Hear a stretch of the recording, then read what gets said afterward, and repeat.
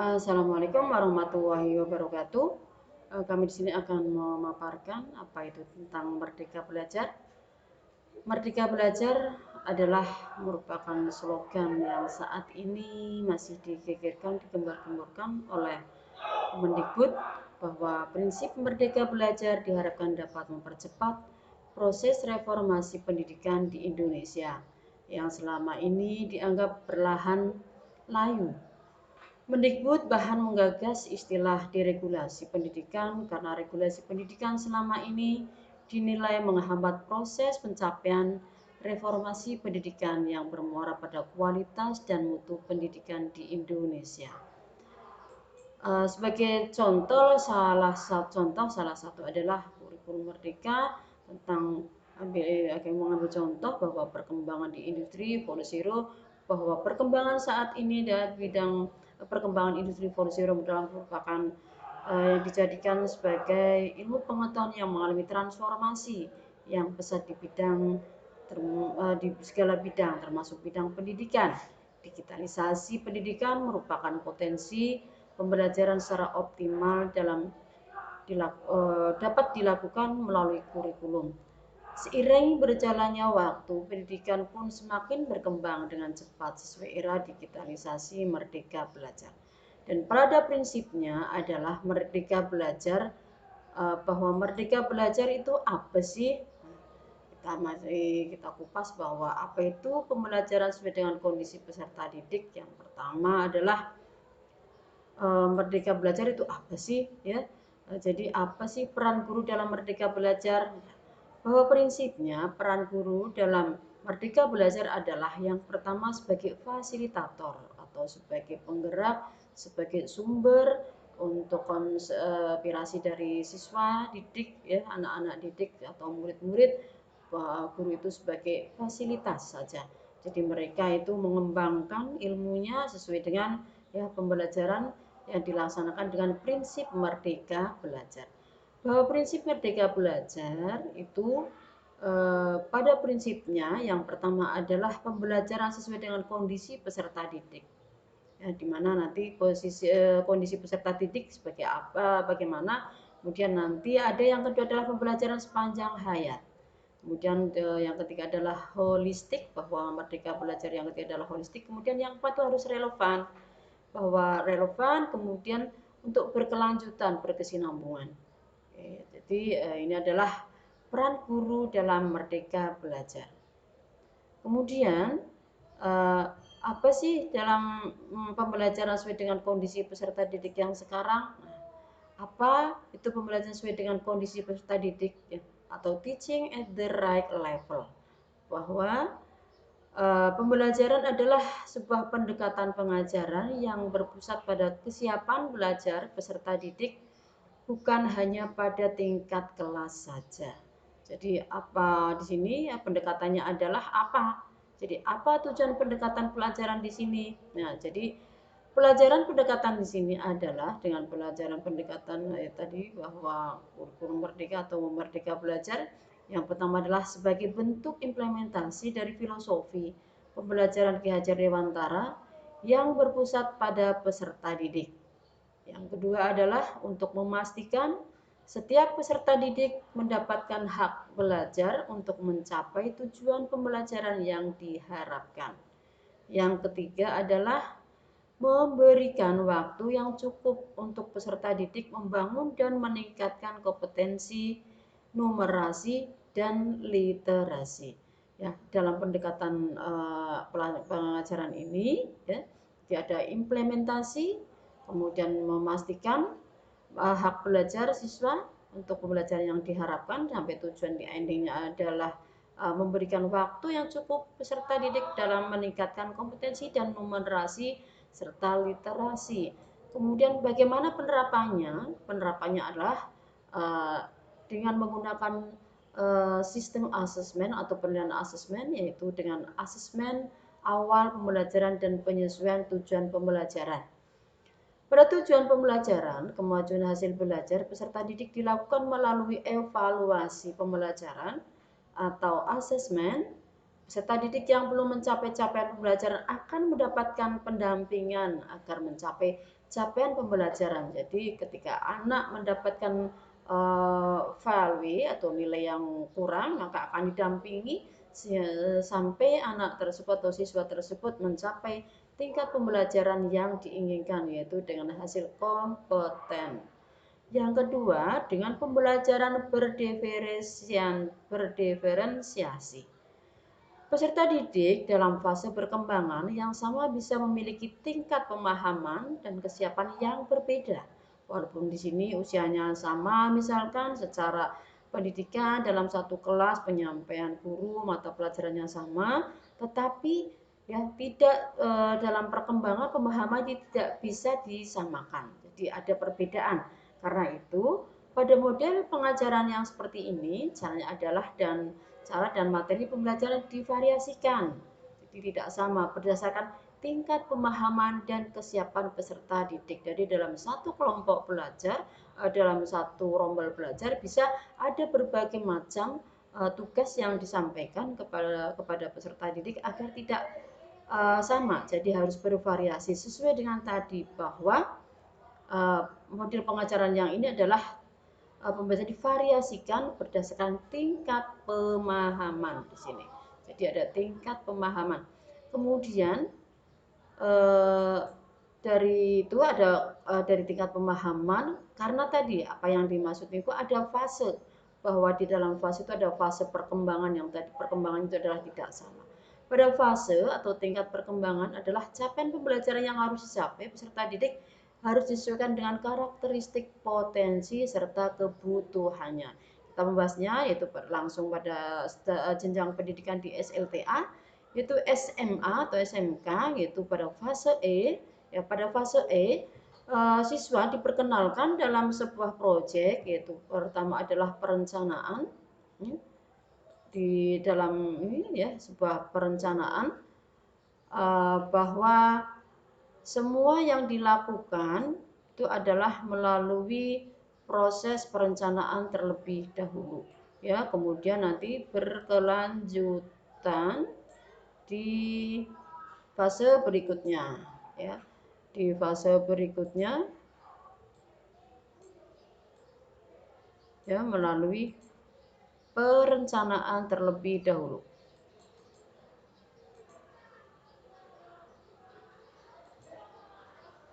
Pada fase ini dilakukan dengan perencanaan.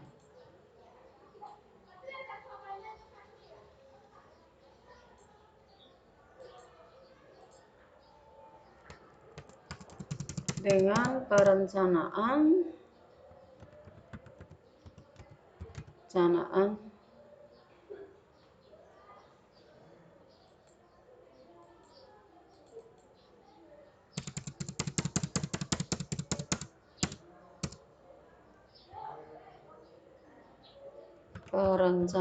lebih awal, perencanaan dulu, ya, kemudian perencanaan keseluruhan yang akan dilaksanakan ketika nanti sudah masuk ke jenjang F, yaitu jenjang F itu adalah nanti adalah proses, ya, pelaksanaan dan proses, ya, di sini yang di jenjang F, ya, bahwa jenjang F-nya itu nanti adalah perencanaan, pelaksanaan, dan proses. Endingnya adalah hasil kompeten.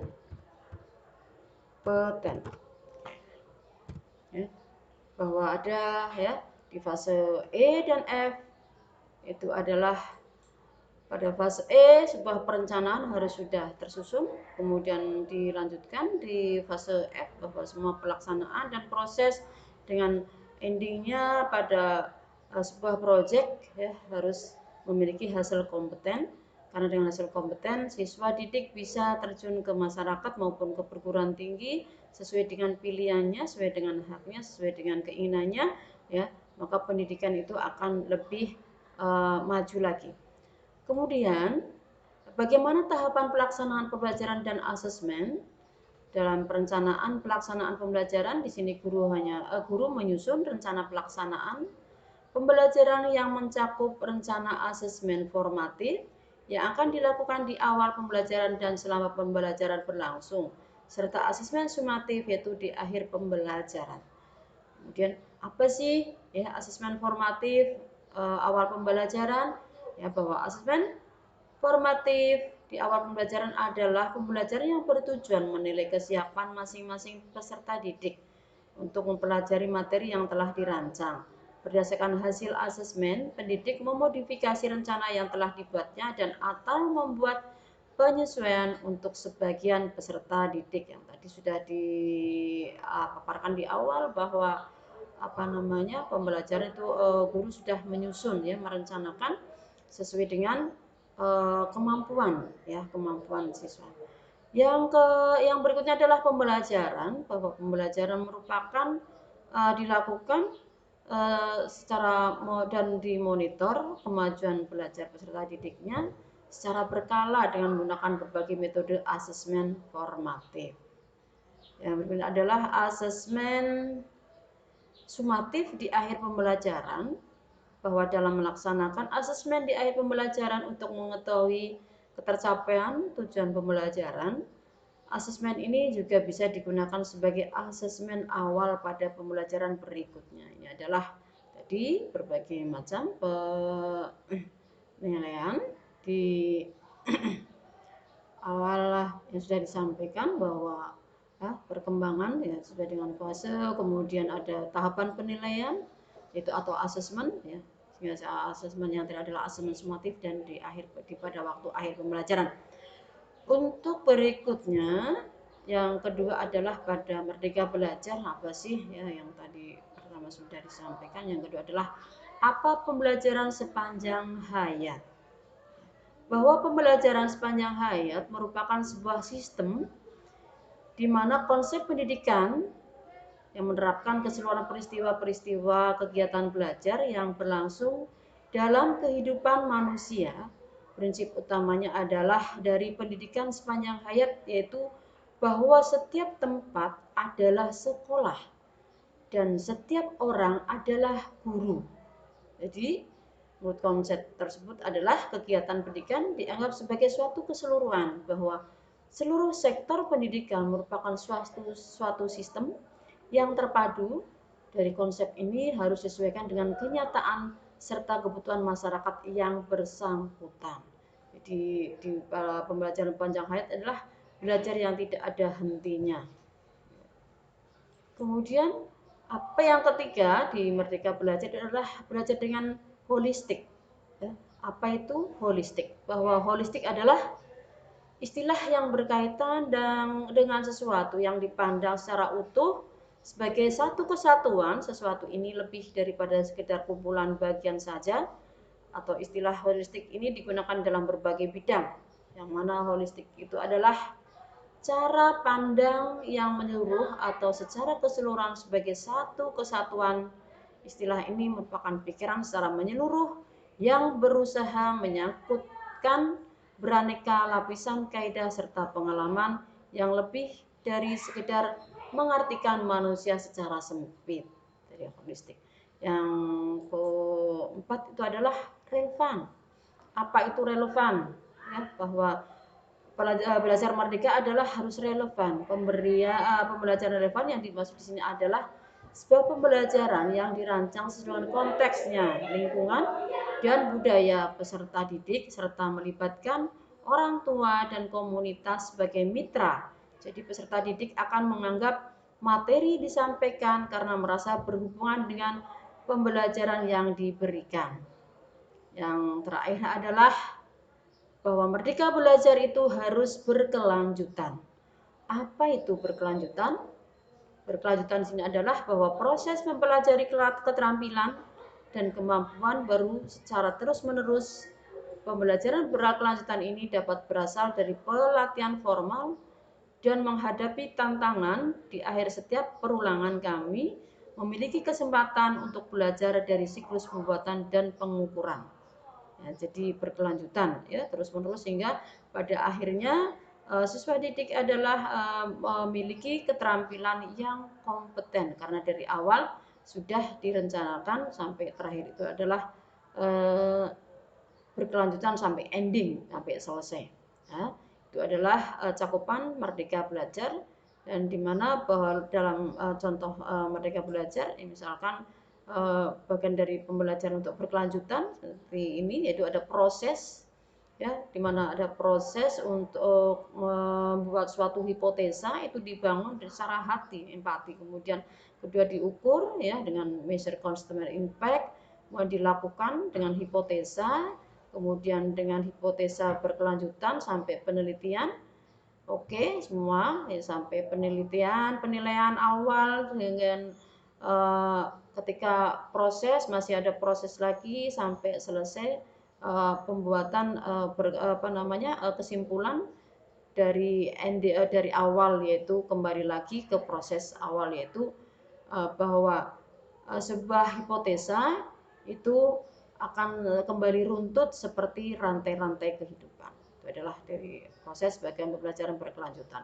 Oke, terima kasih. Sementara hanya ini yang bisa kami sampaikan dalam Merdeka Belajar. Mudah-mudahan bermanfaat. Mohon maaf apabila ada kekeliruan, dan kami sampaikan akhir kalam, wabillahi taufik wal hidayah. Assalamualaikum warahmatullahi wabarakatuh.